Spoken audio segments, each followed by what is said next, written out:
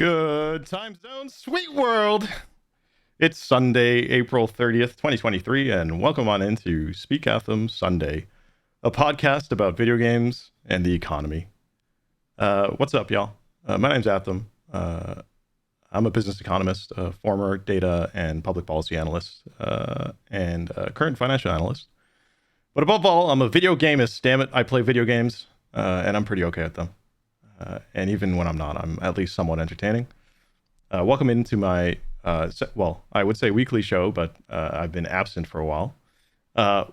In theory, a weekly show where I dive into in-depth analysis of games, into video game news, and into industry trends. After the show, I'll usually play something that I've talked about right here on Twitch. But even if you can't tune into Twitch, the archive will be available on YouTube. And there's also a podcast version that goes up to Simplecast. Today in games, we'll talk about Meet Your Maker, about Hi-Fi Rush, and Vampire Survivors.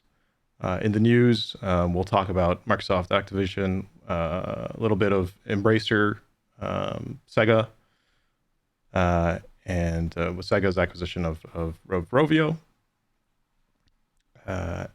But yeah, I mean, once again, I'm late as always. When I started this earlier in the year, I thought, hey, I'd do it on a monthly basis. Now, I think the last one I did on a Monday, and now I'm like 2 months late.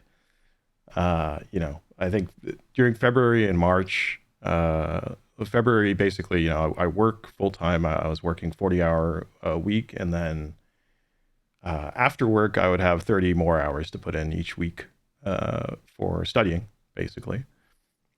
So after doing that for about 4 to 6 weeks, let's say, I completely burnt out. And I still had to do an exam there. But anyway, I managed to scrape through. So hey, I passed. I guess that's all that matters.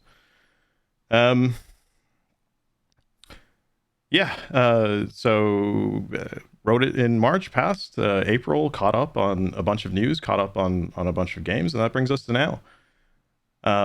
Before I get started, I would just like to give a quick special shout out and thank you to Niobium Narwhal, to Runal7, and to Mia Gaming Twitch, who all followed within the past month. So thank you. Appreciation. Let's talk games. So first up is Meet Your Maker. I've been spending a lot of time with it. I think I spent about maybe 10 hours in it by now. It's made by Behavior Interactive. So Behavior Interactive, founded in 1992. They're Canada's largest independent game developer and publisher. They have over 1,200 employees in their headquarters in Montreal. Bonjour, Montréal. Ça va bien? And they also have studios in Toronto, in Seattle, and in the UK. There are also sirens, and I can't do anything about that. They have a long kind of development history there. They've had multiple partnerships with the big names like Sony, Ubisoft, Xbox, Nintendo, and so on.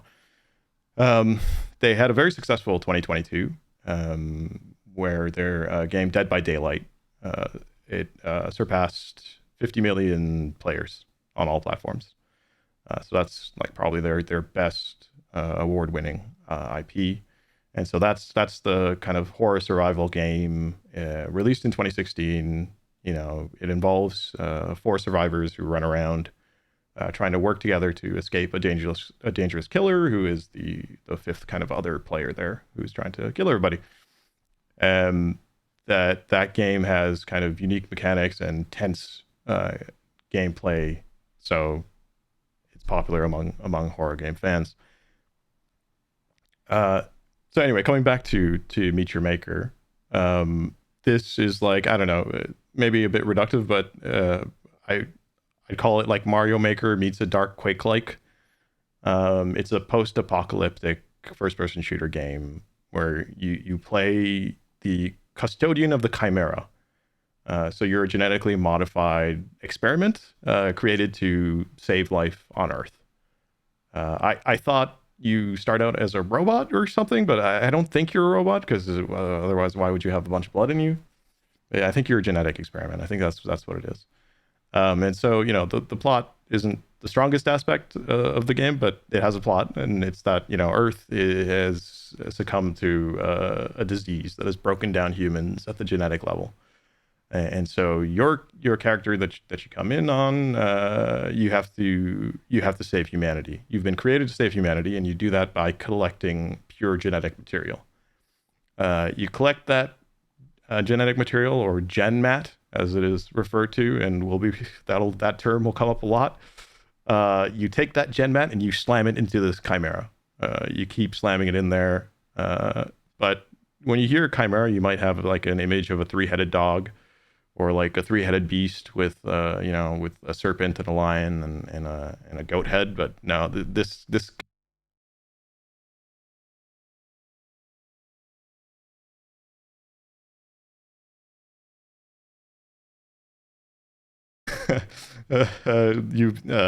user Kiero80211 says Blade Runner taught us robots can bleed. Indeed. As you'll construct outposts to guard and generate your gen mat, and you will raid other people's outposts to steal their gen mat. So as you build, and you'll combine blocks, and you'll combine traps and guards together to lure in and kill the raiders. That all will earn you currency, which you can use to upgrade and buy new gear, traps, outposts, and so on. There are currencies, so there's a lot of currencies, but real quick, the important stuff to know is GenMat is XP. There's a red currency, and that's cells. Blue currency is parts, and yellow currency is synthite. Red is very important because it's the primary currency. Cells are the primary currency for weapons and upgrades and even traps. Blue is important for upgrading your weapons and your gear, and also crafting consumable items.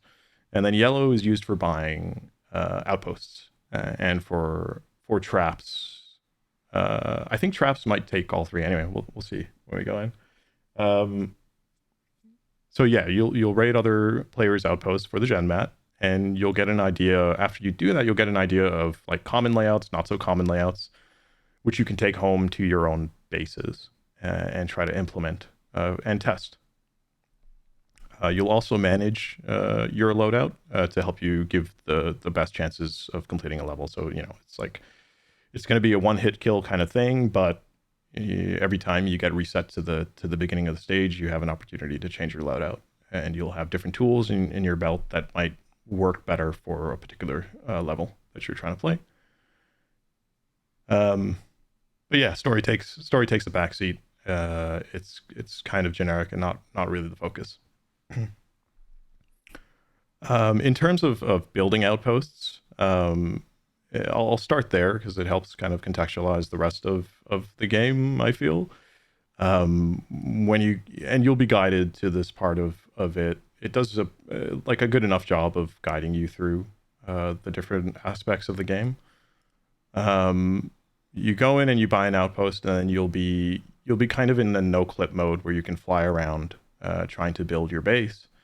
Using the menu options, you can swap between trying to lay traps, guards, and blocks. They show up in front of you, and they show like a little hologram of the thing before you place it. You click and you place, right? Each stage that you have, you'll have a different total cost allotment, right? So I think when you start out with that very first stage, you'll have 1,000 cost. And that's just enough for you to create like a little path straight to the gen mat. There's a little creepy walker thing that has to walk in a straight line to the gen mat. And that can make the game a little bit simplistic in the sense that like you can't really design a whole bunch of pitfalls and platforming type of things because the walker has to take a straight not a straight, like a maybe semi-linear, but there can't be any pitfalls. There can't be anything that's blocking it from walking from A to B, basically, right? Of course, it doesn't have to be a linear line, but it has to work its way, even if it's through a maze, floor unbroken, so that somebody could theoretically follow the walker all the way to the end and then all the way back out. And that's an important control because without it, like that is the navigation mechanic. So without it, it'd be very easy to get lost, and I have gotten lost in stages when I try to explore other parts of it. And there is a reason to explore other parts of the stage, because there's a thing called the Forsaken Tomb that spawns in each level.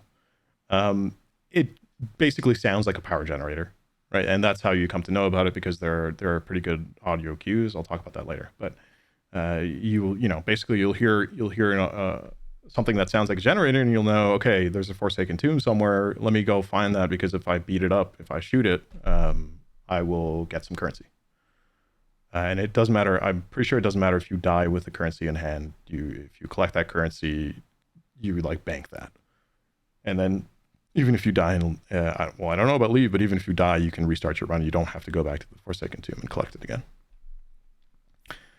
And so since the walker isn't required to go to that Forsaken Tomb, you can use that part of it to plan kind of a more separate creative route, maze, or like platforming type of things where people have to jump or they'll die. And so your more experienced raiders will challenge it, because they want to get all the currency to be able to upgrade their own stuff. And from the builder perspective, it can be really fun to try to build those kind of layouts. So your default guard has a cost of 50. Your arrow trap, like the traps that you start out with, there's like an arrow trap, it costs 50. A spike trap costs 30, and a lava pit costs 15. Blocks, just standard block cubes to lay out for your stage, costs 1.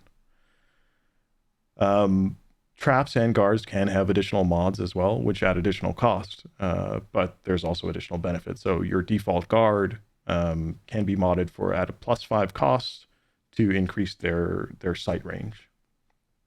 And after the raider picks up the gen mat, one of the trap mods is to have a trap activate after the gen mat is picked up, right? So you can use this to set up new traps and kind of make that B to A path look different, quite different from what it looked like from A to B, which makes it interesting and makes kind of neat little tricks that you can pull off on people. There's a lot of traps, and that's probably my favorite part of the building. Like I said, there's arrow spikes, there's lava traps, there's grapple traps, lasers, pistons, a ton of stuff that you can combine, and that's probably for me one of the best thought out and implemented parts of the whole game. It gets really interesting when you start to try to play around with the distances and the time lag that it takes for when the trap hits the player.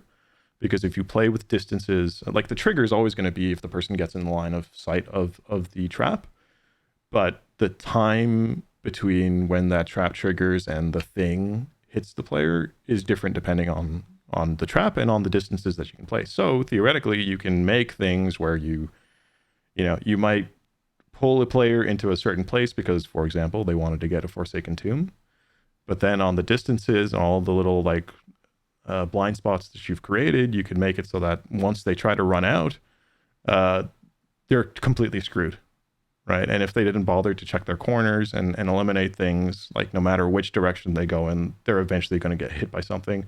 Thank you for the follow, Roaring Veg. Appreciation. So that's really cool. My least favorite trap to deal with is there's a trap that drops just a bunch of grenades. And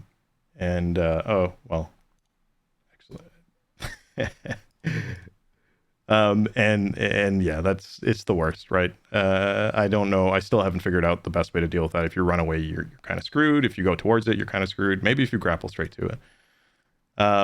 Anyway, so that's the most fun that I've had with it. Guards, there are 4 or 5 different types of guards. A default FPS thug, a heavy kind of like a heavy dude, a flying guy with homing shots, and a cannonback dude that shoots explosive. And so and as for the blocks, there's a lot of customization options. So first of all, for actual block shape options, there's 3. One is a straight up cube, and that's what you're going to use to create structures and to create paths. The other is a ramp. kind of like a cube, but cut diagonally. And the third is a oddly shaped asymmetric triangle cone thing. It takes up maybe a third of the cube's space, but it can be used to funnel players on paths around corners to facilitate your trap setups. Aesthetically, there's different block types, skins from stone, brick, metal, factory, like all kinds of stuff. And the sound effects change depending on the block style. And so, sorry, just give me 1 second here while I try to deal with something, because it is distracting me. There we go. Spammer needed to get banned. Right, so you can also place decals down. So you can place skulls, arrows, blood designs, either to be artistic or to point players in certain directions, whether genuinely or not. So in the stage that I made, I used arrow decals to point people towards the Forsaken Tomb, because I found that some players were completely skipping it, and I was guessing they were skipping because either they had absolutely no idea of the mechanic, or I don't know, they just didn't want to bother, or they didn't know where it could be. I don't know. I'm guessing that it's just that they didn't know. It was pretty early on when the game came out. So that's kind of like the base building component. Then there's the rating component, right? So you'll go into player outposts, which are rated by difficulty, either normal, difficult, or brutal. And keeping it simple, the difficulty is reflective of the size of the stage, the cost allotment of the stage, the amount, and which reflects, the amount of traps there can be, the amount of guards that there can be. So the bigger the map size, the more cost available, the more, and therefore the more amount of traps, and so on. Normal is usually a breeze, which is nice because sometimes I just kind of want to go through the motions and I don't want to have to die 100 times in a run. Difficult takes it up a bit. It can take you some time to figure out the weird kind of arrangements of traps without getting yourself killed. Brutal, I haven't even tried because I don't think I'm going to get any satisfaction from it. I don't know if I'll try it. We'll see. So when you're raiding, you'll notice that one of the key kind of things that you have is a trusty grappling hook, right? And it has unlimited use. And it also resets after you let it finish its grapple to a surface. So, for example, you can grapple to the wall, you can hang on to that wall, and then you can use grapple to another wall without falling to the floor. And that feels really good. Movement in general feels really good. You have a double jump, you gain acceleration from the grapple, so you can chain those. So if you've played something like a Counter-Strike, like an old Counter-Strike before, and you know about bunny hopping, it kind of reminds me of that.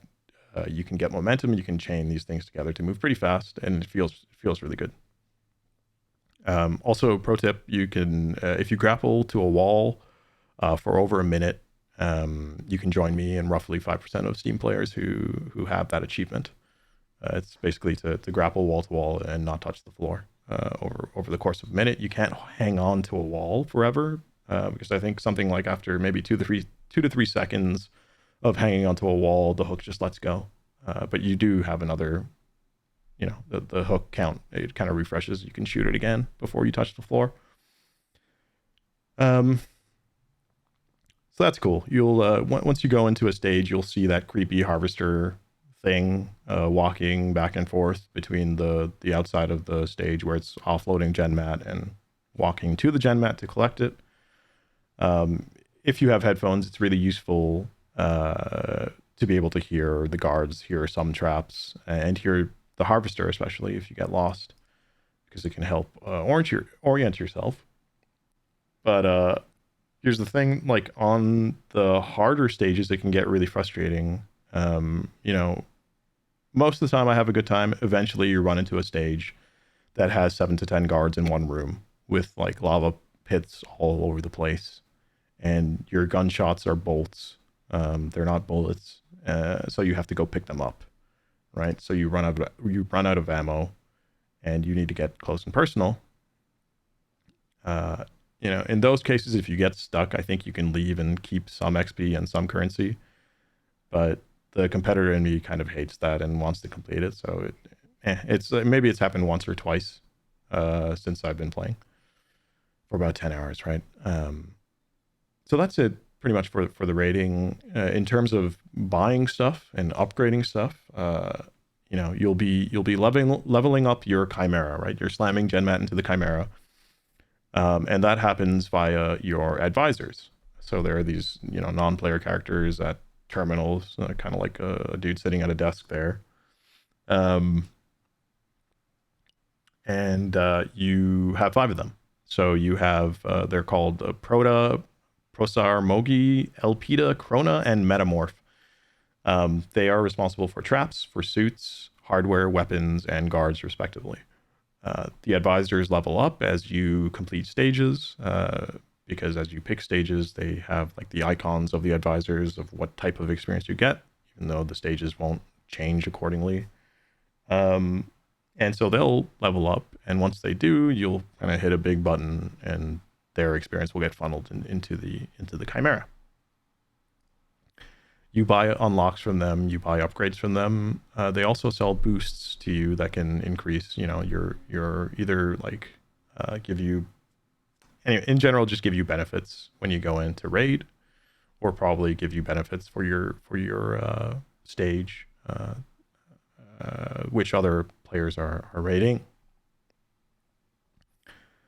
I've completely skipped all of that boost stuff because it just didn't seem worth it. So I don't know. Maybe that today I'll go check it out and I'll actually enable some of the boosts. I've just totally focused on suits and weapons because I like, and for building I've totally focused on traps because I don't care about the guards. Yeah, and I just can't bring myself to care about the boosts so much. I'd rather just unlock and upgrade weapons and suits. Suits, upgrading your suit is also seems to be pretty good. As for the graphics, the aesthetic, like the style is right on, right? As aside from like there's pretty gory, disfigured stylings for the Chimera and for the guards, the advisors are like I can deal with. I think the advisors look cool. I think like the interfaces, the HUD, the heads-up display, the menus, all of that, it commits to this kind of old-fashioned. It feels like 90s Quake type of styling, and I love it. Like that commitment to the style is what caught my attention in the first place when they did that beta or earlier in the year. The graphics are good. It's not world beating, but it looks good and it's really stable and it performs well. I've probably only had one issue, and it's not even a graphics issue. I think it's more of or it's not a fidelity issue. It's like an issue that has to do with the interaction between borderless windowed or windowed mode with button inputs. Because sometimes when I get around to mashing the grapple hook, which is default on shift key, then my computer mouse like kind of pops over the game and slows down the game. So it's just a weird kind of thing, but I don't know. It's not a huge deal. It doesn't impact me too much. And then the sound. Music is rather middling. Like nothing really jumps out. It does I guess it does the job. It isn't so terrible that I have to turn it off, basically, which is, that was the case for me with Path of Exile, but I can't stand Path of Exile music. I turn that shit off and I just play my own music when I play that game. But the sound effects are really good, especially with headphones. There are nice like environmental triggers, and those sound effects that they've placed throughout the game help you react to traps and take on gauntlets of traps and kind of immerse yourself. Explosions are good, guns are cool, and it's nice and impactful. But the guards, though, they irk me. Like they're, in terms of their graphical design, it's just a bit too much gore for me. And sound wise, they have like raspy breathing, gasping type. Like it's just a mess, and it turns my stomach. I don't know.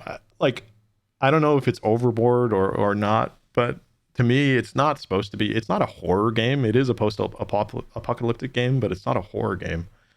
And the guard design makes it feel like a horror game, which is not like it's not Resident. This game's not supposed to be like Resident Evil, I don't think, or a Silent Hill or anything like that. But that's kind of where the guard design specifically makes me think of, and I don't play those games because I don't like those genres. I don't like getting scared when I play a game, right?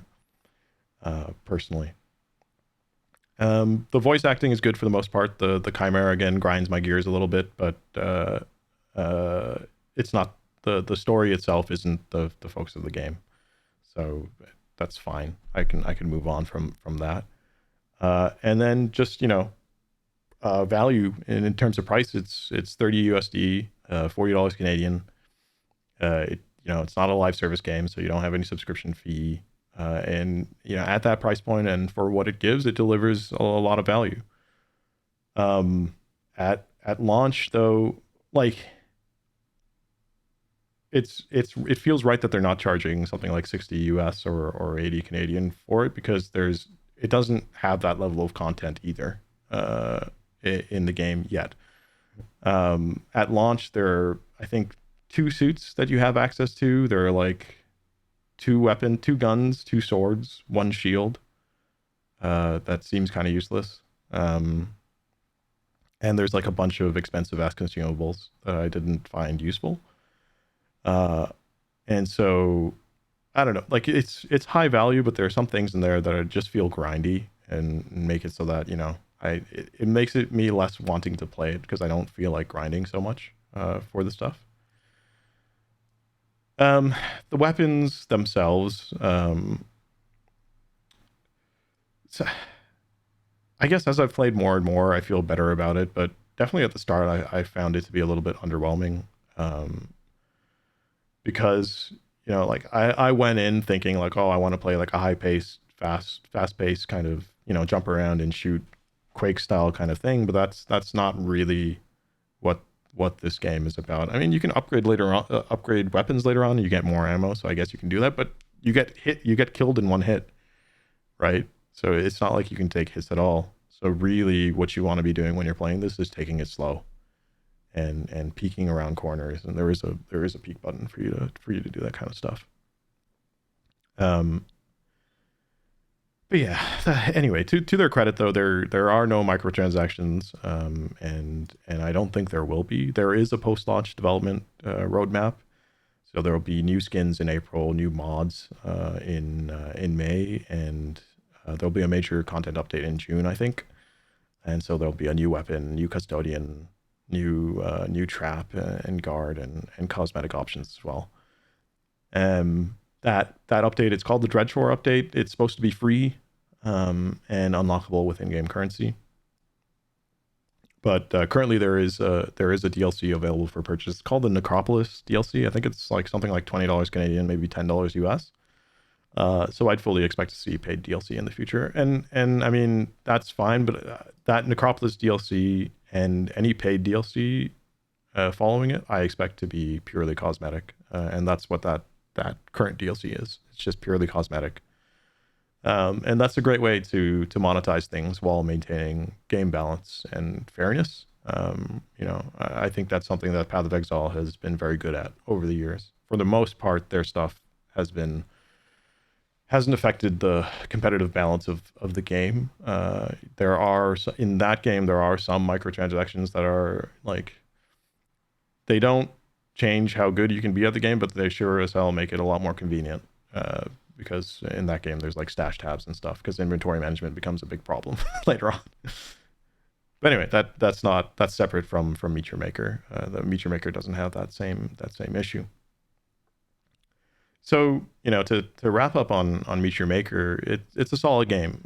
I refrain from calling things like AAA or AA or B or junk or whatever, because those are Bond ratings, not video game ratings, even though they're widely used to describe budget and for some reason budget, like sometimes people make the quick link between budget and quality, but That's not always like that correlation is not always a positive one.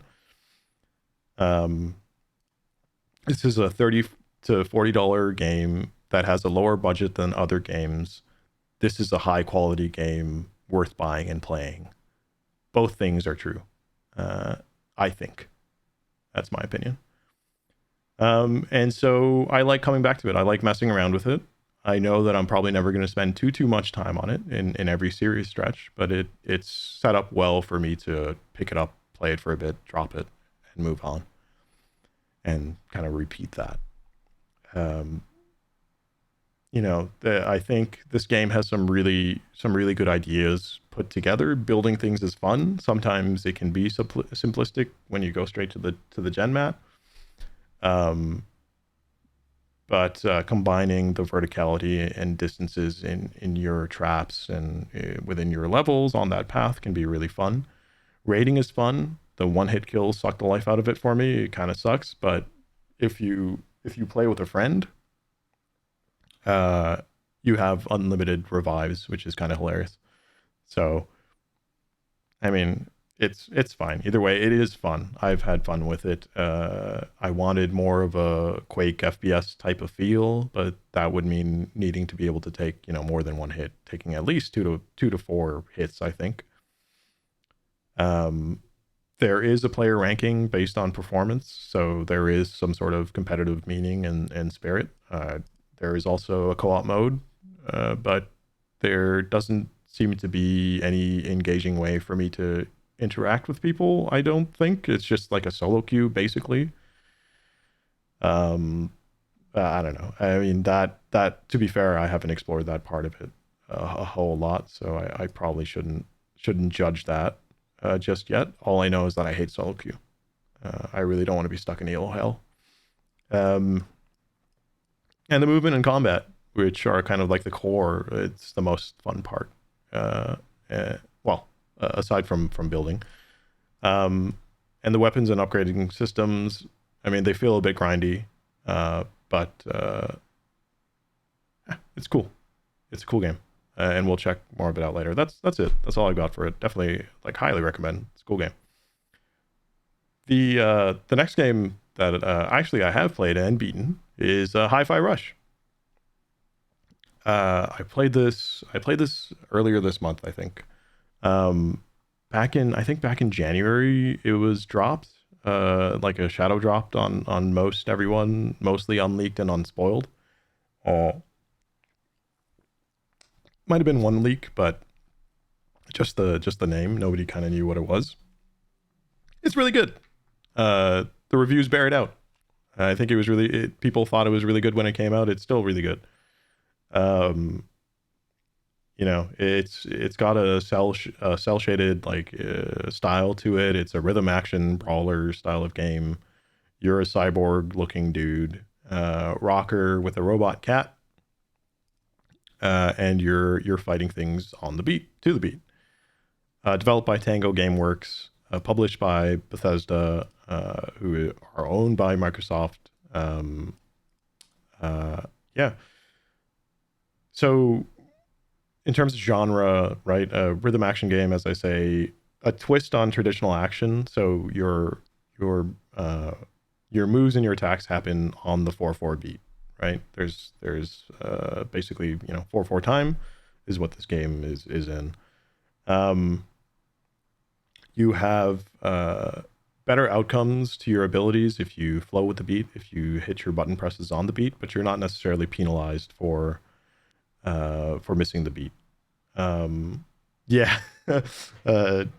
Kiro says hell of a game. Main character name is Chai, which, I mean, it just, I guess Shake My Head is basically what I sum up to the main character name. His name is T. His name is Masala T. So you're not necessarily penalized for missing the beat.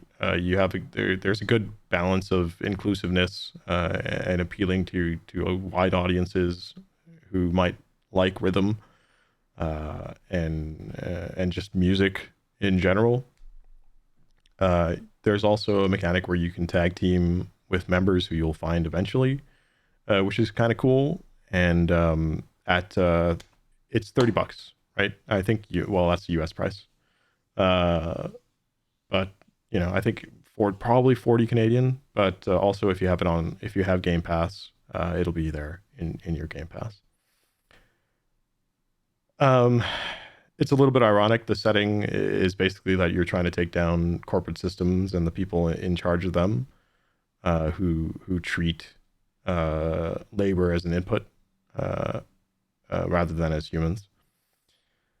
Ironic because around the time when this game came out, there was also a lot of layoffs happening in tech industry in general, in the video games industry, and in the video games coverage, like media coverage, journalism part of that sector. In terms of the plot, right? Your main character is Chai, this happy-go-lucky kind of dumb idiot kid that's going through the motions in life, but just rocking out. They're hoping to get their disabled arm fixed up by the Armstrong Project, so that they can live out their dream to be a rock star. It's very simplistic. The company is called Vandelay Technologies. They are the corporate antagonist of the game, a company that's it used to be pure and good and has like a very, very noble origin story, but have now become twisted with age and changes in leadership. Your guy Chai, you go in to get augmented by the tech.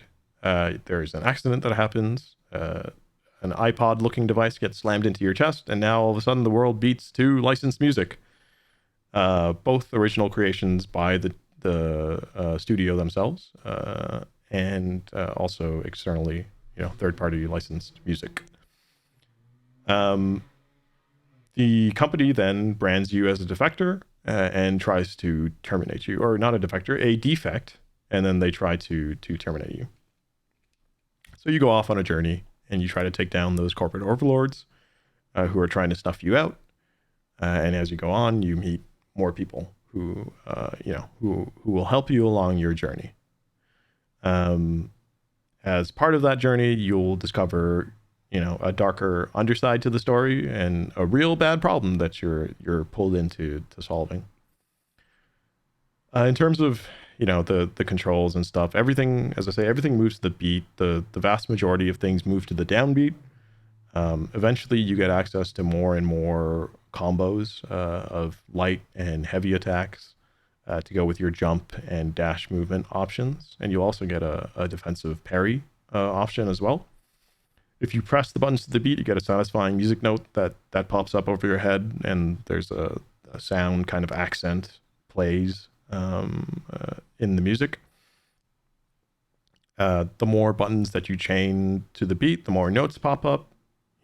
So like you'll see, like if you hit it once, it'll be an eighth note, or sorry, it'll be a quarter note or something like that. And then if you hit it twice, it'll be 2 quarter notes, and so on, right? And so you're encouraged to chain more and more things to the beat because it feels good. And then you start bobbing your head and you start pressing to the beat. It feels really good. The attack, jump, and dash combos are pretty much 100% on the downbeat. So it's always going to be on the 1s, 2s, 3s, and 4s. But the parries, though, in open combat, are usually on 1s, 2s, 3s, and 4s, but it can also be on the upbeats, I found. So it can be on the ands, right? So whereas your button presses will be on 1 and 2 and 3 and 4, the parries can be on 1 and 2 and, right? It can come on that upbeat. The levels themselves, they're broken into segments that are called courses. During each course, you'll receive a score broken into 3 parts. So you'll get a score is a category. There's a category for on-time button presses, your just times, and there will be a category for the time it took you to beat a battle. And your grade will be between, I don't know, maybe B to S. I don't think I ever got anything below B, so I don't know if there's anything below B, but it can definitely be from B to S. But the really nice thing is that you can pretty much close the game whenever you want. if you have to go, if you have to stop, right? Because when you stop at that course, it checkpoints pretty frequently. You'll just start up in some break room or like in some weird kind of, you know, purgatory type of place. I don't know, like some weird place before you can just jump back into wherever it is you were. And there are funny dialogue pieces that are there in those break areas that, you know, sweep the impact of you breaking up the story under the rug and let you upgrade your stuff, check out your character, check out your unlocks, and head back in to the game. So yeah, it's, you know, those kind of things are really charming, and it's not a big deal. You get the feeling that the game's not taking itself too seriously, and it doesn't need to, because it's confident in the quality that it brings and the quality that it delivers. When you do finish stages, you'll go back to a hideout.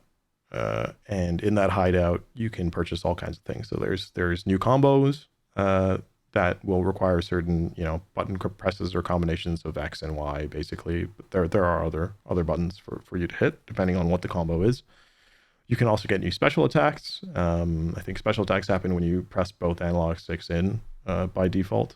And so those are your big damage kind of attacks that can either be by yourself or combo with another support character. And then you'll have upgrades that influence the rest of your attacks and your support character abilities. So to build a high score, then what you'll want to do is you'll want to make use of all your attacks. And so, as I say, your support characters can be called in, and they have pretty short cooldowns. So you can call them in quite frequently, and basically, like, one path to a high score is to keep chaining things together. So anytime that thing comes off cooldown, just remember to mash that button, get them in there, because they will combo extend. They'll extend your combos. I found that it could be kind of tough to keep track of all the combos. There are a lot of them. But, you know, when you get into the heat of battle, you get surrounded by enemies, and you try to manage your support character cooldowns as well. And you try to make sure that you hit your parries, and you try to, it's just, there's a lot that goes on when you're surrounded by a bunch of enemies. So as I went through, I just figured, you know, I had a couple of favorite types of combos, and I would stick to those. I'd have like one favorite combo for aerial, one favorite combo for single target, one favorite combo for AoE. I'd stick to those three, and I would just mash the support character and swap between any of those combos. And that worked. I mean, that was totally fine. It can be really easy to get swarmed on the ground, but once you're in the air, you're pretty safe. And so I would kind of prioritize trying to break enemy stamina, and then pop them in the air, and keep them in the air, and keep chaining aerial combos.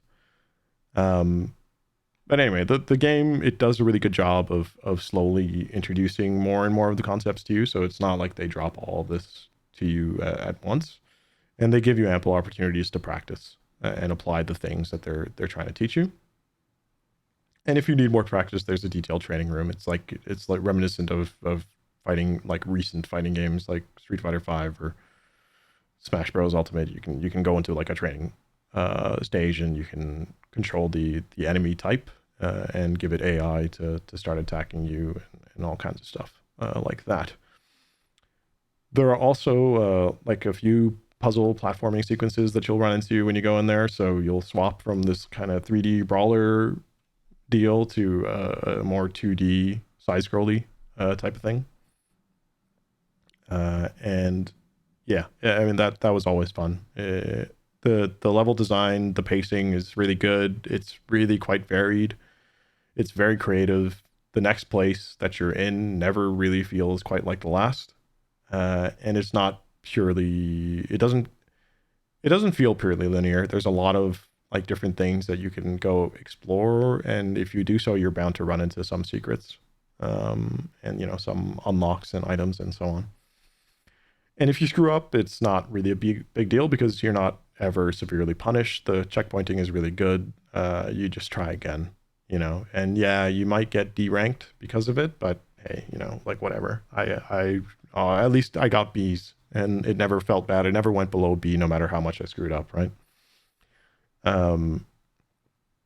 Yeah, I'd say like the only thing about that is that when I did screw up on bosses and I got stuck a few times, I couldn't really figure out why it was. It like those in those specific moments, it wasn't clear to me what I was doing wrong, and so I was just brute forcing it and banging my head against it. But those it didn't ruin the experience for me, and I was able to get through it and finish the game. So, or at least finish the main story component of the game, because there are more things for you to do afterwards. As you go through stages, you'll find things that are quite clear that you can't go past them, and you'll have to come back later on. You'll get something later on that will allow you to come back and explore those parts of it. So there is replayability in that sense. In terms of the graphics,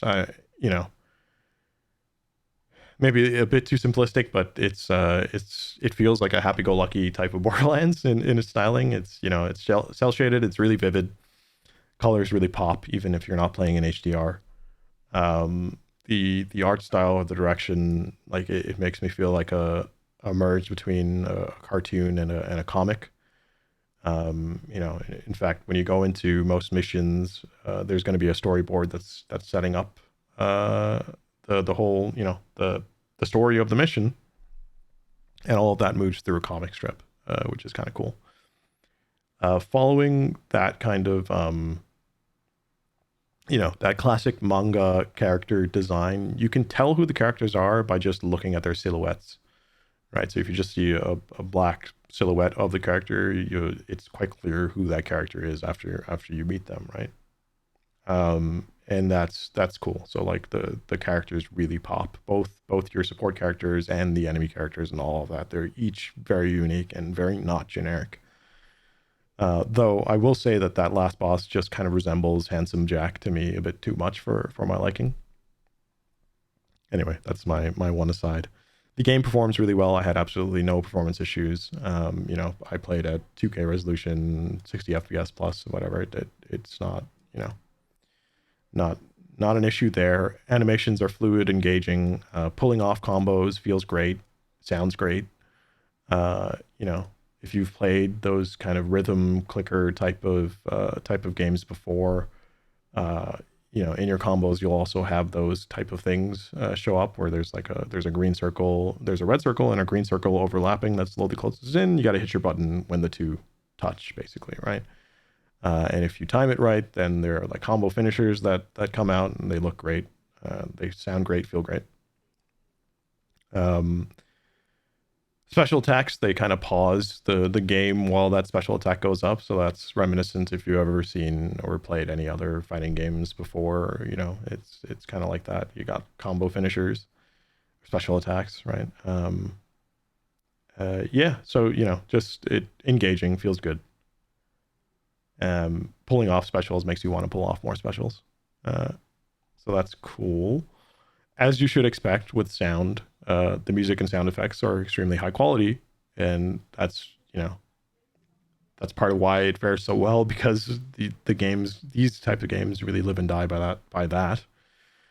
The original tracks, the licensed tracks, both are headbangers. Both are sorry, excuse me. Both are headbangers. And so I would often find myself humming along and tapping my feet to the beat. One thing I'd say is that I wish that the game's music was more polyrhythmic or more complicated in the rhythms. Though the music is absolutely high quality, sometimes it can be too simplistic because it's all 4/4 time and your button presses are mostly on the beat. So as somebody who was a former musician, I wanted to be able to have active things in combat that would be relying on me to press things on the upbeat as well. So instead of having a bunch of quarter notes, there could be a bunch of eighth notes that you hit, if not 16th notes. But I think that would ask too much of a game that's supposed to be broadly available. and accessible to wide audiences.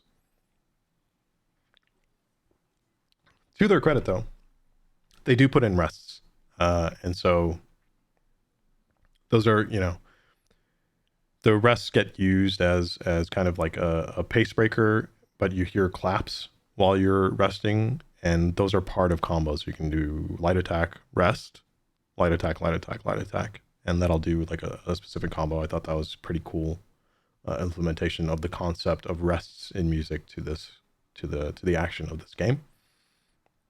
Also, when you hit things on the beat, you'll hear the crowd go yeah, or like hey. So that's also another cool kind of thing there. The use of sound effects in different situations is really good. So at the price point of 30 US or 40 Canadian, whatever it is, it's solid value. I tend to prefer these kind of lower priced games personally, because I think it's not reflective of quality, but they tend to be shorter, right? So they can be very high quality, but they can be shorter, well-crafted experiences, and I like those things because I don't have time anymore to spend 60 hours in a specific game, right? So those those long, expensive, those AAA bond-rated games, they're really long, but they can also have questionable quality when they come out, right? And we've just seen another example of that, which is unfortunate in the Star Wars game that just came out. Anyway, that's besides the point. Maybe that's something to talk about later.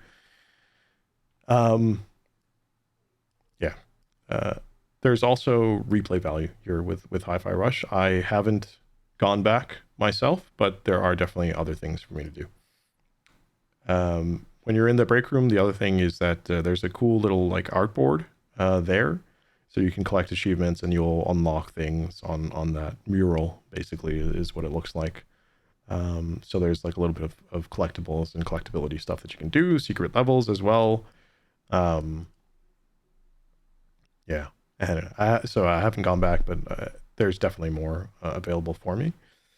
So yeah, I mean, in summary, it's a the plot's a little bit simplistic, but it's a cool game that doesn't take itself too seriously, and it just about gives you a good feel good vibe.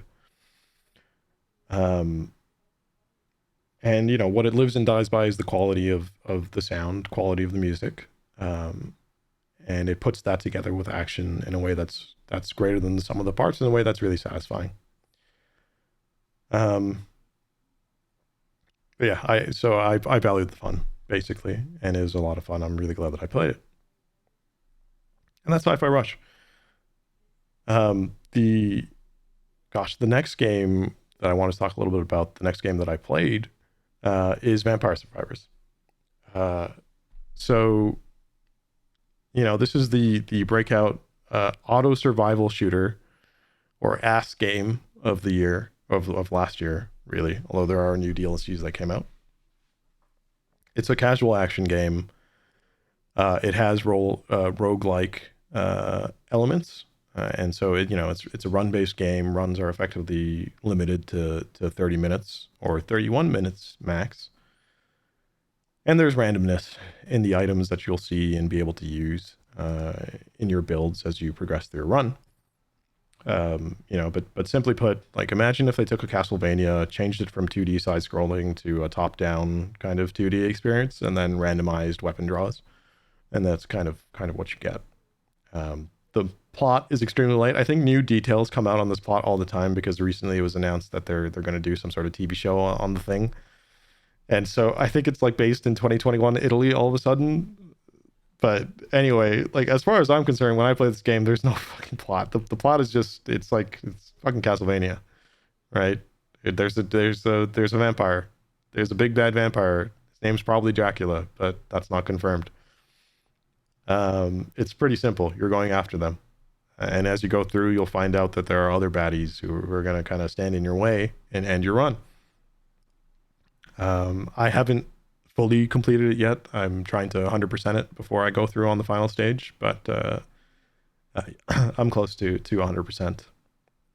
And I've tried out the couple of DLCs that came out as well, which are also fun. They just add new characters, new weapons, new unlocks, all that kind of stuff. One of the DLCs is kind of Japan lore focused, and the other one is more like a European medieval fantasy type focus to it. That gameplay loop.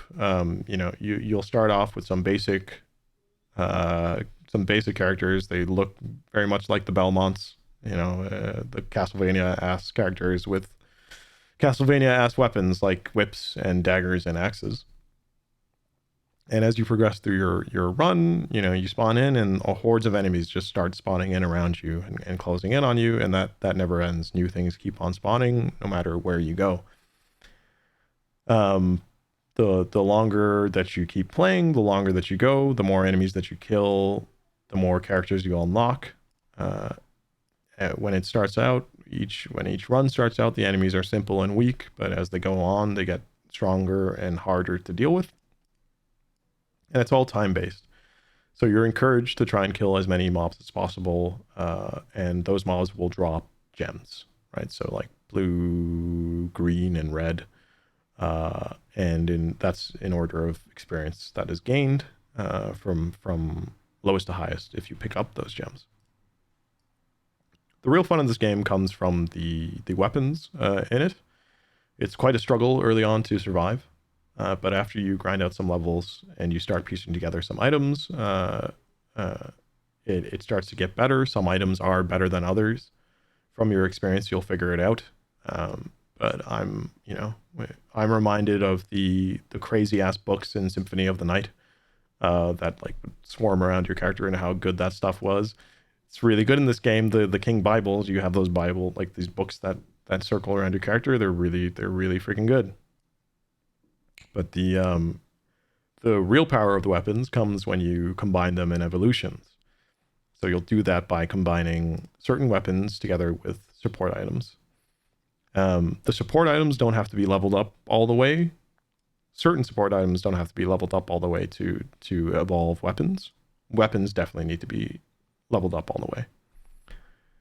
So, what I would say is that it's probably best just to go to the wiki. There's a good Vampire Survivors wiki out there, and just search up the weapon evolutions and keep that page open while you're playing.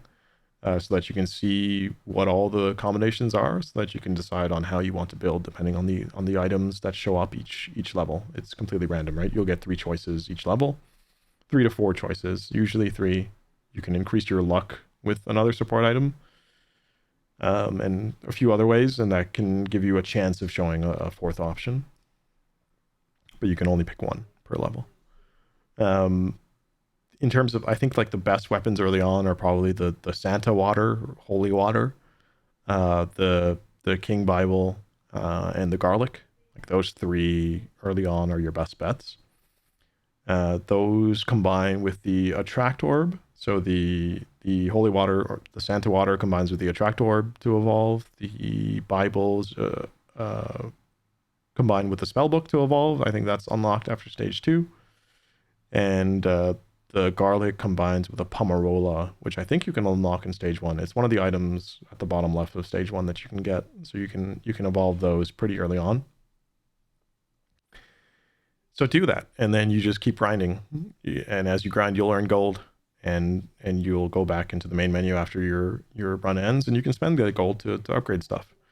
So in that menu, you can increase difficulty by increased enemy HP, speed and health. But by hitting that option, you'll also get more drops, which you can use to like more experience, basically, I think.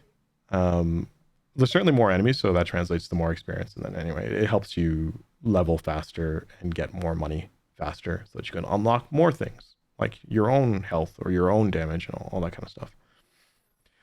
There's a really cool quest log of unlocks at the main menu as well. And it's really useful for you to see, what else you can work towards. What in your next run, what is it that you want to focus on, and that kind of stuff. And so in terms of just, for me, I really love having a way for me to literally tick boxes when I'm trying to go through work and stuff like that. So this translates really well in that sense, where there's a nice complete list of things that you can do, and then based off of that, you can decide on how you want to go approach it and accomplish it.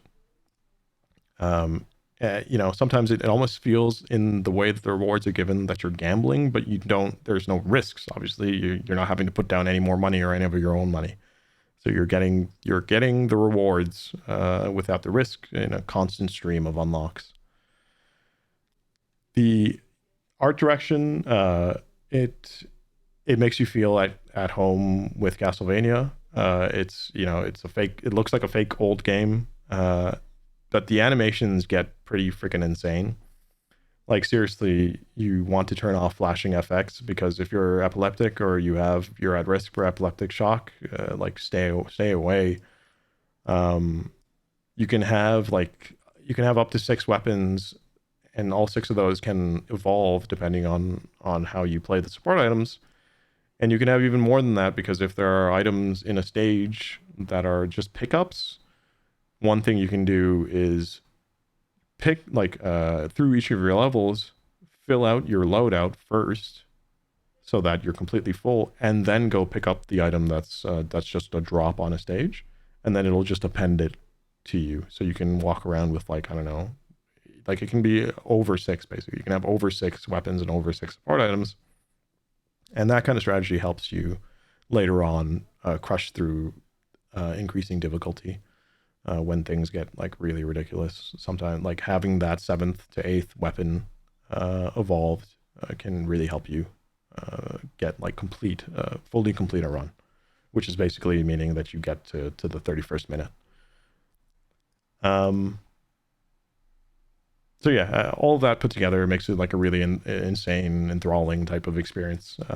It makes you open your eyes up wide, but also makes your eyes water with the intensity that happens within those, between 15 to 30 minutes of your run. It's a hell of a game. The thing that I like most about Castlevania games in particular, just talking about sound, is the music, right? Growing up, I used to listen to rock, then I listened to jazz, funk, hip hop, rap, and then I went back to rock, and then I started listening to metal. I played in classical music bands, I played in jazz bands, I sang in choir, I sang in madrigals, and I feel like Castlevania blends a whole bunch of these genres. Maybe not the obviously not the rap part of it, but in terms of the instrumental lens of it. And so in Castlevania music, it comes together to give you the symphonic, but classic, but rock, techno, metal, fusion type of thing. And I feel like there are tracks in this game that do the same thing. And it varies depending on the DLC as well. So the theme varies depending on kind of what the context of that stage is. In terms of value, I mean, this is savings with $3 signs at the front instead of S's, right? Dollar savings. I think at launch it was something like $3. Now it's $5 probably Canadian anyway. DLC was probably $5. I can't remember. It can't be more than 10. Anyway, whatever it is, it's huge value. It's super worth it. It's super replayable. And it's something that like me personally, I don't go out to 100% games when I play them, but it made me want to do that. So I feel like it's a game that makes you want to go out and collect all that it has available and 100% it. Heck of a game, simple gameplay loop, mechanics, a little bit simple, but super affordable and very fun as hell. And that's not to say it's super easy, because it can be challenging to get your runs going, and it can be challenging you have to pay attention to your movement, and you have to pay attention to your weapon loadouts, to the strategic choices that you make every time you level. If you can do those two, then after a while, it can start to feel pretty easy. But that's because of your choices and your strategy choices, basically. Yeah, that's it. So that's it for Vampire Survivor. Definitely highly recommend if you haven't tried it yet. It's a great game. I've been talking for a while, so I'm going to take a break. those are the three games that I've finally caught up to. We come back on the other side. I'll talk a little bit about the news. So hang tight. I will be back.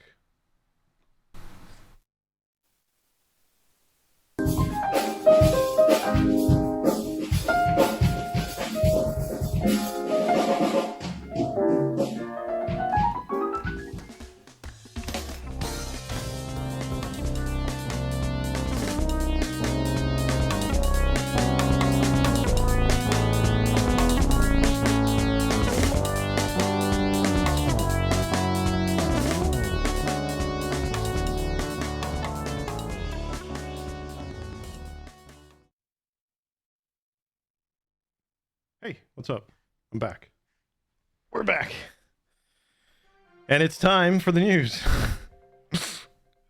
So, man, what's been happening this past week? I think, I wasn't initially planning to talk about this, but it became the biggest kind of story of this week, and it's that Microsoft's acquisition of Activision is setback. The UK Competition and Markets Authority decided to block the acquisition. The main article I'm going off of here is an article from Kate Bioli, Tim Bradshaw, and Richard Waters in San Francisco. But there are many other people who've written about this. And the broad strokes is that the Microsoft acquisition of Activision, is in trouble. On Wednesday, the UK Competition Markets Authority, or CMA, announced that they would block the deal. The Federal Trade Commission in the US has also taken action to block it with a legal challenge that was earlier in the year or even end of last year. But before the announcement this week by the CMA, this past week by the CMA, Microsoft was still intent on closing their deal, irrespective of whatever the FTC was doing, and that also showed up in the news. Maybe, I don't know, like 16 hours before this particular CMA news story broke.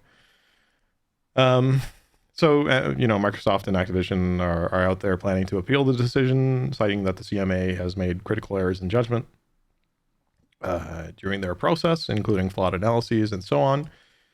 They came out, Microsoft and Activision came out afterwards, like kind of lambasting. I think Activision was particularly bad about, taking a really shitty kind of position on this kind of stuff, and saying that the UK is closed for business and this, that, the other. I think the UK in return has kind of doubled down on where they are. The CMA doubled down on what their position was, and I think the UK government is also going to double down on the powers that it gives to that regulatory body. So right now it's not really looking good for Microsoft in the UK jurisdiction, in particular, like specifically relating to this deal. For the CMA side of things, they really seem to be focusing on a what if scenario where Microsoft corners the cloud gaming market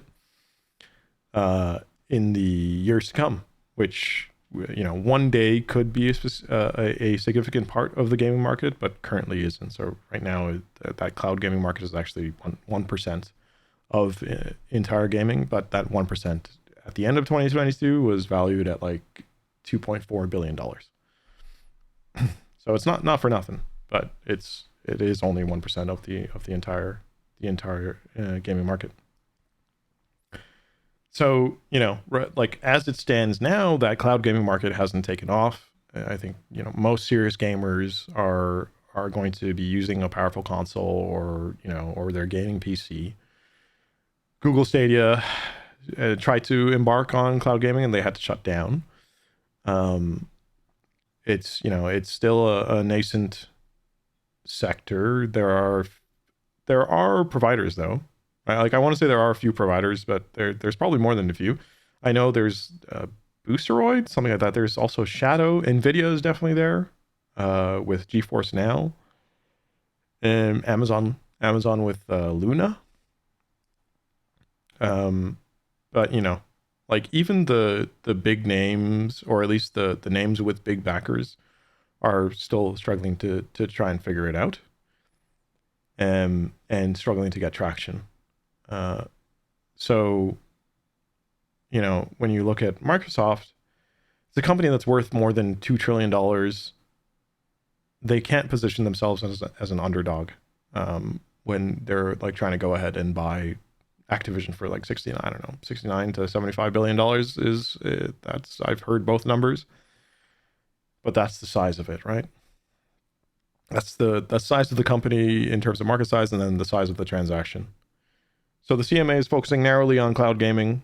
The FTC is looking broadly at like beyond this acquisition. The FTC is looking at broadly across their, you know, the U.S. markets in terms of the vertical and the horizontal types of mergers. And you know, in this particular merger with Microsoft, it's that, you know, it could be bringing in developing, publishing, and distributing all together in one chain.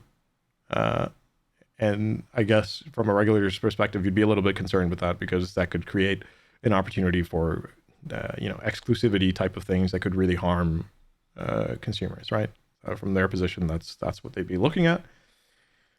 So that's the FTC. I don't even know where the EU is at. I don't think we know what the EU position is, so we're still kind of waiting for that. You know, for Microsoft, in terms of their business lines, the Azure cloud computing line is driving their growth. So that's up 25%, generating $28.5 billion. I think in the prior quarter, they're expecting similar growth this quarter.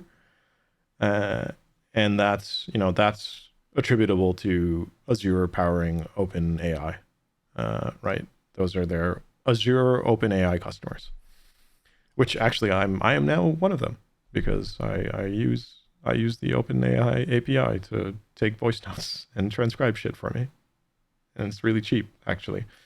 Anyway, that's a whole other side. Non-Xbox Microsoft shareholders tend to be wanting the company to stick to its core business, which they see to be outside of Xbox. Xbox people want this acquisition to happen and want that to grow and be successful. On the Activision side of things, the quality of their products has been increasing. I've been hearing a lot of favorable things from them and about them. Most recently, D4, Diablo 4, has been looking really good and has had pretty positive feedback. Actually, my friend Streaming Falcon bought me a copy of the game, so thank you, Streaming Falcon, and the Falcon household there as well. They're having a record level of bookings. Bookings is a measure that combines revenue and unearned revenue, which is, you know, pre-orders, basically. And so, you know, after the news from the CMA broke, their shares may have slid something like 11%, but it's oddly, the Microsoft share price rose, but I don't think that was because of this deal. I think that was part of they had recently announced strong earnings. And so if this deal doesn't go through, Activision will walk away with a breakup fee, so they'll walk away with $3 billion. So yeah, I mean, you know, in the end, it's kind of wait and see. I think that the deal could still go through, but it largely depends on what the other regulators have to say about it. You know, you know, I would say that the CMA is the UK regulator, but not the EU regulator, since Brexit happened. And so there could be a world in which the FTC loses their legal challenge and the deal can go ahead in the US. And there is a world where that happens and the EU also lets the deal go, either by approving or not being able to deny it. And if that was to happen, then you could have a situation where Microsoft does some weird ass structuring to bring in Activision, but not operate that acquired or merged entity in the UK, or not offer those specific services in the UK. I could see that happening. It would be very complicated, and probably nobody wants to do that. But I think if they were to do that, there would still be a lot. The benefit would outweigh the cost in terms of the money that they could pull in, compared to the cost that it would take them to set up that kind of vehicle and that kind of organization, of specifically the corporate organization. So yeah, well, that's wait and see mode on that front. So that was the one thing, that was the major thing, but it also made me think, and there was also another story that I saw. This is from Eleanor Alcott, and sorry if I mispronounced, but Chiener Lu, I think, in Hong Kong. And this is about Tencent. So Tencent is still expanding. Earlier this year, I had talked about Tencent's investment in Fat Shark. Those are the guys behind Vermintide and most recently Darktide. Tencent's still around, obviously. They're only the largest game company in terms of revenues. And they're ramping up as China is relaxing their restrictions on the Chinese domestic gaming industry. So earlier this year, like, the markets were all wonky in fears of recession, global recession, and there was sluggish performance. And it had made Tencent a bit hesitant to continue with their overseas acquisition. But there are, according this article says, according to 4 insiders familiar with the matter, they're now positioning to buy overseas developers. They're buffeted by favorable conditions at home. Beijing is approving games again, but Tencent is still worried that it won't return to where it once was, thus triggering the desire to diversify.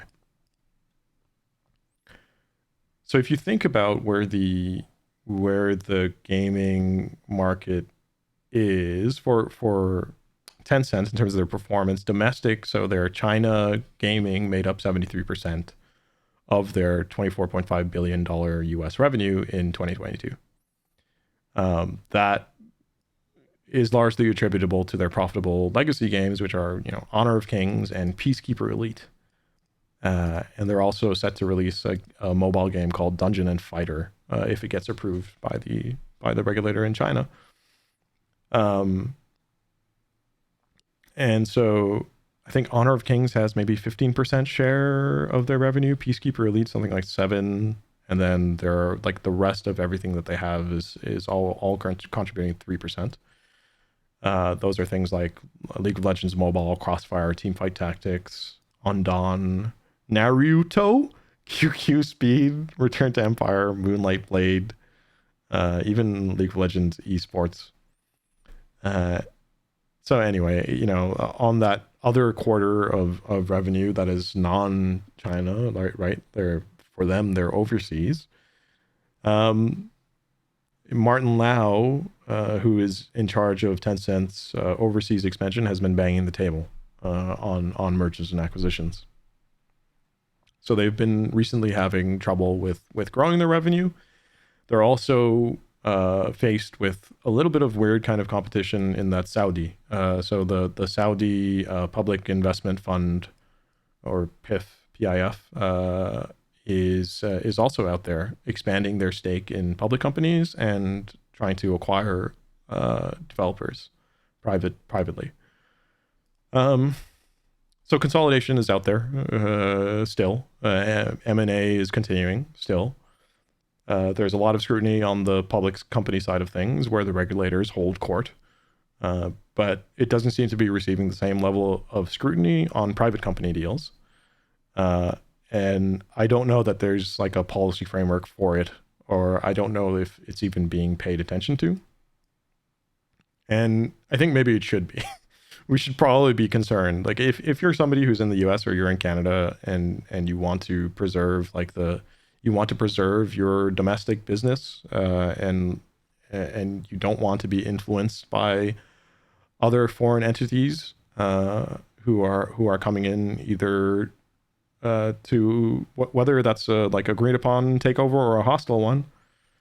You know, it's a bit nationalistic to say that you would prefer to keep it US or prefer to keep it Canada, but at the same time, you know, it's such a weird industry where you want, like, I don't think you want to necessarily be at the whim of shareholders who don't care about it and don't get it. So you might actually want to be working in a private company with an owner or owners who care about games. If you're in that situation, you don't want that private company to get bought over by some foreign entity that like doesn't give a fuck about gaming. I don't think that would feel particularly good. I don't know if long term that would even be strategically good. So you know, anyway, I'll be paying attention to that. That's why I pay attention to it. I find it interesting to see where, you know, what that overseas expansion into our markets is going to look like, and what that might do to the quality of game, and what that might do to the labor side of it. Like, what does it do to the actual employees who are trying to make these things for us?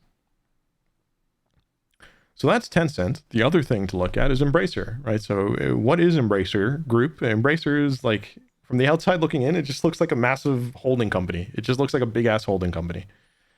Right. So they, in this one article that I looked at, this is Anna Gross and Dan McCrum.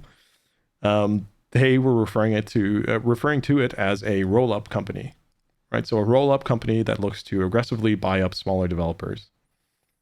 The owner or founder or co-founder is Lars Windfors, and he's insisting that it's not fitting, that Embracer Group does not fit the classic playbook of a roll-up in which a company aggressively buys up a lot of smaller entities.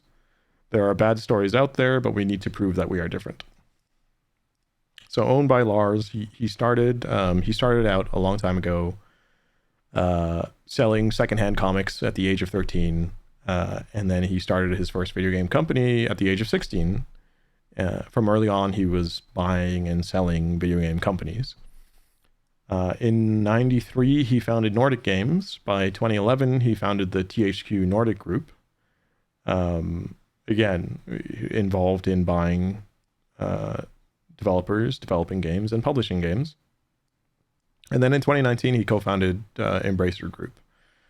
So, which is basically like a rebranding of THQ Nordic in 2019 to embrace a new era of consolidation. So now it's called Embracer Group. From 2022, or from 2020 to 2022, he's been flying around the world, meeting with games entrepreneurs and making at least 62 acquisitions. And so, yeah, and I mean, that's reflective of where the video game industry is at in terms of size. It's larger than the movie business, right? I think there's a data set here that they've used. It combines Box Office Mojo, Newzoo data, and Charter data that shows kind of gaming revenues. I think in 2021, 93 billion came, this is US dollars almost certainly, but 93 billion US from mobile, 50 billion US from console, 37 billion US from PC. In 2019, before the pandemic, that's $39 billion from global box office revenues in comparison, right? So PC gaming is almost on the level with pre-pandemic movie box office. And console had already outstripped it in 2021. So for Embracer, like what the hell are they? It's funny from a finance kind of perspective because, you know, from the outside looking in, a lot of accountants are just looking at that thinking that Lars is managing a fund. You know, they're looking at it as if Lars' business is buying video game developers. It's not the video games. It's just the buying and managing and selling video game companies. And typically in mergers and acquisitions, what you're looking for is synergy, right? So like here, you know, like the very basics of the accounting thing is that you'll have a purchase price, right? You'll make an offer and you'll pay some amount. So you pay $100. but the actual value of the company might be something less, and is probably something less, right? So the value of the company, the accounting equation is assets minus liabilities equals equity. And so you look at the net identifiable assets, which is assets minus liabilities. But assets minus liabilities equals equity, right? So what happens is the accountants will look at it and they'll compare the purchase price to the equity of the company. And if these are publicly reported companies, then they report equity. And then you take the difference between the two. And if there's a premium paid, which there usually almost always is, there's some amount to that. So if I spend $100 to buy a company, and the value on their balance sheet says that they're worth $80, the premium that I paid is $20, 100 minus 80. And then that $20 gets allocated a few different ways, but basically you're left with some amount, some residual amount, and that's usually called goodwill. And that goodwill is usually attributable to synergy, because you paid a premium for this company because you thought that they were going to work in some unique way with your own company that was going to get you ahead, right? So, when Microsoft's trying to acquire Activision, they're doing it because they think that Activision is going to help them in mobile, or Activision is going to help them expand their game offering that they're struggling with, or Activision is going to help them expand in cloud, if that's even the case. There are all these different ways that a company is looking at in terms of trying to get more profitable, and ensure long-term profitability. And this is the value that's put on the balance sheet for it. And it kind of revolves around this concept of synergy. But with Lars, it's anti-synergetic, and it's decentralized, because he's not there doesn't seem to be an overarching imposing of will from the top down. And that kind of helps gamers look at it favorably, I think. But from a business perspective or a corporate perspective, it's really weird, because you expect there to be some sort of long-term or big strategic kind of intermingling of the acquisition with your company so that you can do something with it, right? And so whereas Microsoft, Tencent, and even Sony have been going after the big fish like Activision, Tencent with Fat Shark, and Sony with Bungie, Embracer has been going after just big and small, right? So I think one of the things they went after was the developers behind Goat Simulator, right? But so before the pandemic, they were really doing a lot of acquisitions. Then it ramped down quite a bit.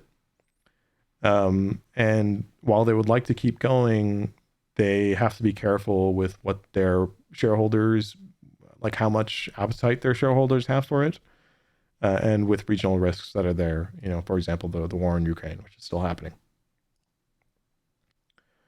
There's also there's an accounting note here that they've recently switched to the International Financial Reporting Standard framework of reporting. That's a move to help attract more international investors. It's also probably required if they're going to be publicly traded in different jurisdictions. Then they're required to follow those standards. What that'll also do is it'll create some comparability between their statements and other competitors, despite whatever the hell is actually going on under the hood at Embracer. And that helps attract investors, and that helps secure funding from creditors, because you have a supposedly strong financial statement, even better if it's an audited financial statement that the lender can rely on when they're trying to make their lending decision. And what do lenders care about when they're lending money?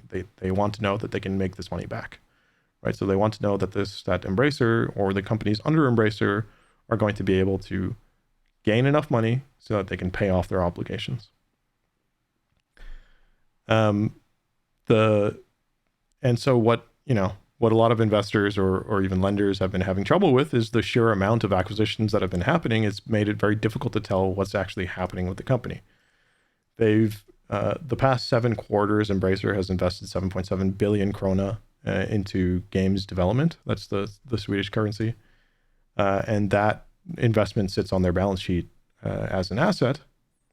And then once the game is released, that asset gets amortized. So you have an asset that's sitting on a balance sheet, and then amortization, which is like a expense of the costs over time, moves to the income statement. So you'll generate revenues that are associated with the asset, and that asset kind of deteriorates over time, right? Because video games don't last forever. So like Activision, what they do is whatever costs that they've put into an intangible asset that they've developed, that's the game, the game asset, the value of it, typically if it's a non-live service game, isn't going to last forever. They'll treat it within 2 years, that thing's going to have little to no value. And so they'll take expense over those 2 years that nets against the asset and brings it to zero. You generate revenues that are attributed to that asset, so that goes in your income statement, and then you'll have some expense that comes against it, and your revenue minus expense will give you the operating profit, right? Anyway, so the with the sheer amount of the acquisitions, it's been hard to see kind of where, like, what are the assets actually? What is the goodwill that's inflating the asset side of the equation? And you would think that there wouldn't even be goodwill, because goodwill is a measure that's based off of synergies, but they're like Embracer is anti-synergetic by nature. They don't force people to work together. So yeah, that's why some like finance guys or some investor type of people who are skittish on it, or like don't really get it. But there are other people who are there who think that it'll be successful and are bullish on it, and those are either people who know Lars really well or know of Lars really well and have a strong opinion of them, or they're focusing not on the internal sales growth and development, but more on the sense that it makes to consolidate game developers across segments, like across genres and across sectors. And that's much like how Sony does it with its consumer media. They combine things from games, movies, and IP. IP arms dealing, and so Embracer is kind of doing the same thing, where they're spreading their eggs across a great many different baskets. If you have one game developer and you ride that one game developer, I mean, it's a risky business. The game could flop. But what if you had 200 game developers? Some of those will flop and some of those will do really well. And the hope is that the ones that do really well outweigh the ones that flop and kind of carry the load for that particular year, right? That's kind of the idea. And so from that perspective, I fall on one of the guys that's bullish about it, that likes Embracer, basically. Because although it's hard to tell how successful it's being, because changes in accounting policy and weird kind of organization and unorthodox in terms of how it's managed from the top, I think it makes a lot of sense. And most importantly, I think it's led by somebody who actually cares about video games. And I think if you start from there and you start from a humanist, like just people first type of perspective, then I think that sets you up for success, or it should, even if it doesn't. And so that's why I like it. For now, anyway, that's my take on it now. And so yeah, that's it for Embracer. I think the last news item that I had here was SEGA, right? So this is Leo Lewis in Tokyo and Tim Bradshaw in London, and also on Yuzu. Yuzu, which is a great website for stats and just market research on video games, by the way. SEGA has launched a bid for Rovio Entertainment, the makers of Angry Birds, and the purchase price is valued somewhere around $776 million. Since Rovio went public, they had a market valuation of $896 million US dollars. So comparing that 896 to the 776 price, right? Their valuation has slid. And I think, for Rovio, they've been trapped in Angry Birds and what to do with it, how to get away from it, if at all possible. And then, finding out, oh no, hey, hang on, we have to go back. We have to do the Angry Birds. That's our thing. That's our jam. Um, yeah. So the mobile gaming market, right? Like, I remember when I would go to the iTunes store. If you didn't jailbreak your phone or sideload your shit, because that would be illegal. But anyways, I did go to the iTunes store, and I remember buying 99 cents for 4 games, including Angry Birds or more, because it's Canada. Also, why are the enemies always pigs? It's always pigs. It's pigs in Angry Birds. It's pigs in Minecraft Legends. It's pigs in Breath of the Wild. It's always pigs. So yeah, I'd buy these kind of like dollar games, and they would just they would be, or the other way that it could be is like they could be free games, but then they would have microtransactions, right? These like little purchases that you could make, and then those games would become supported by whales, right? Which is the term that denotes big spenders in these kind of free, quote unquote, free mobile games. You know, and they'd be supported by people like me who would just like chip in a few bucks every so often, more than a few bucks depending on the game. And I fell into some gacha games, which they're like lottery type of card games. You never know what you're going to get, but you got to pay money to when you're the more you want to pull from the the gacha lottery machine, the more you have to pay. So Angry Birds kind of was caught between like, how do we monetize this? How do we become more profitable from this? To the point where they even delisted their original game and uploaded a newer version that had microtransactions built into it, right? And then from the Sega side, you look at this acquisition, you're like, what is Sega now? They're like also kind of a mass of IPs. They don't make consoles anymore. They do game development through a bunch of subsidiary studios. Sonic Team, who developed Sonic Frontiers, Ryuga Gotoko Studios, who do the Ryuga Gotoko series, or in English, that's Yakuza. And they publish a whole bunch of other IP otherwise. So when Sega looks at it, I think that they're looking at their competitors kind of feasting in M&A, and Sega's looking at how to stay relevant, and they're looking at a global gaming market that's 50% dominated by mobile gaming, right? That's in terms of total market share, mobile games have 50% of it. So this is where I'll go to Newzoo. At the end of 2022, mobile gaming had 50% of the market. That's $92.2 billion US dollars. Console games, by comparison, were 28% of the market, valued at $51.8 billion. Downloaded and boxed PC games were 21% of the market, or $38.2 billion dollars. And then finally, browser PC games, which is the nascent cloud gaming sector, which the CMA has, the basis that the CMA has used to reject the Microsoft Activision acquisition based on future growth.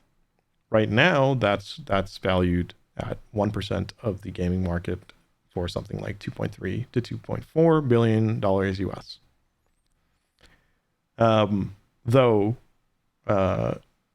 Although that's the number now, year over year, to get to 2.3 billion US dollars, it's grown by 74% year over year.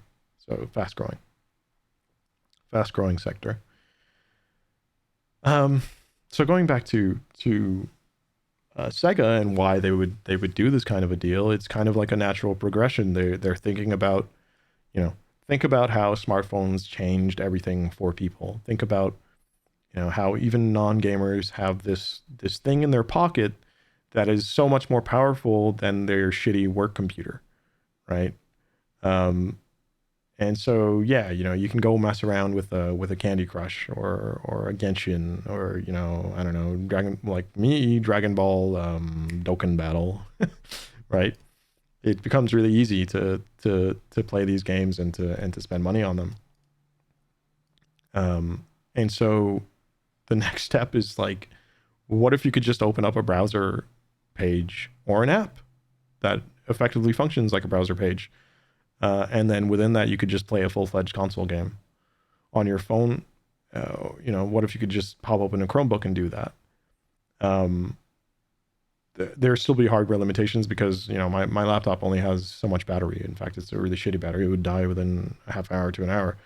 But I think in the same way that there was a device or a technology that then could gaming could move to, you'll also have the same kind of thing happen with the cloud gaming. But I think one thing that's limiting it right now is that, like, how many games are developed specifically for cloud gaming? It's just kind of like, they're taking full console experiences or things that have been designed for a specific purpose and trying to shoehorn that in to a browser tab. And so that's, I don't know, that's like one kind of weird thing that I guess we'll have to get worked out. Anyway, so back to Sega, they're looking at this and saying, how do we leverage our IP? We know now that we can push movies with Sonic. How do we push into phones? Something that they're absent on when you don't consider like anything that's just a port of their legacy IP to phones, right? They look around with Embracer, and Embracer has a bunch of IP, mobile IP specifically, under studios called Deca and EasyBrain, who are mobile developers. Nintendo has been publishing or tasking out the publishing of mobile games as well, like Mario Kart Tour, Animal Crossing Pocket Camp, Super Mario Run, Pikmin Bloom, so on. And so back to Sega, I'm curious to see what they'll come up with. This is an acquisition that's predicated on synergy, and I don't know, but I don't know whether that means that they'll keep trying to huck Angry Birds in the sky, or whether it means that they'll try to shoehorn Sonic into Angry Birds, or whether they'll try to shoehorn Angry Birds into Sonic, or into mobile games that slingshot Sonic into hordes of robots instead of pigs, or robot pigs. So we'll see where that goes. And that's going to do it for the news. And that means that's going to do it for us for today. Finally, it's been a bit of a long episode as I've tried to catch up on a lot of stuff here. Man. So what's coming up? I think there's going to be a Diablo 4 server slam coming up. I don't know. I have to go look into that. But I just got the game through Falcon. Thank you, Falcon. So I'll have to go check that out. I've been playing Blasphemous in the background as well. Minecraft Legends came out recently, so I'll be playing that too. Oh, I've been playing Wolong as well, so that'll come up. But anyway, hey, thanks everyone for watching, for listening. Whether here live or afterwards, super appreciate it. Burnout sucks. Take care of yourselves. Always enjoy gaming. And I will catch you on the flip side. Peace.